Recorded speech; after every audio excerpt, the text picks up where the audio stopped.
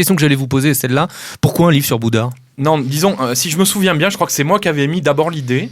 Ouais, bien Et ça rattrapé. Non, c'est vrai, non, mais c'est vieux, hein, c'est un livre qui a traîné un peu.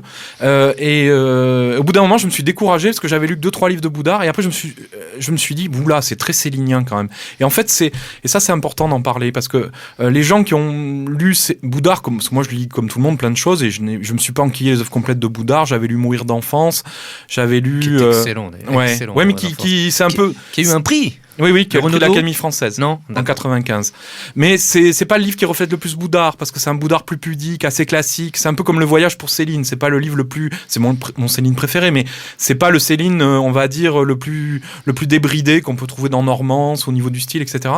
Et donc Boudard, moi au départ, je me suis dit que c'est quand même très célinien. Et en fait, c'est un trompe-l'œil. C'est une fausse, c'est une fausse image, parce que quand on rentre vraiment à fond dans Boudard, on se rend compte qu'il y a deux bon, c'est vrai qu'il a une influence de Céline, mais il est pas le seul. Carrément, enfin l'influence littéraire elle est quand même présente là. Oui, hein. mais pas que, parce que le style haché, etc. Voilà, tout à fait. On est dedans là. Hein. Oui, complètement. Les petits points. Mais il a un argot qui n'est pas celui de Céline, qui est un argot, comme le disait Eugène, qui est beaucoup plus titi parisien, Gavroche, etc. Puis il est drôle. Il est beaucoup plus drôle que Céline. Exactement. Céline, c'est quand même. Moi, j'adore Céline, mais Céline, il était assez misanthrope et assez désespéré, et Boudard, c'est tout l'inverse. Oui, il aime les gens, Boudard, ça se sent. Oui. C'est un pessimiste, Céline, hein, contrairement. Oui, je pense que Céline a aimé les gens, mais que les gens l'ont tellement déçu qu'il est devenu un peu, voilà, comme on l'a perçu à la fin de sa vie, l'ermite de Meudon, un peu ronchon. Ils se sont rencontrés d'ailleurs. Une fois. Une fois. Ouais. Enfin, Boudard était jeune à l'époque, il n'écrivait pas, et il l'a rencontré, c'est assez rigolo, parce qu'on voit là une facette de Céline qu'on perçoit tout à fait plausible.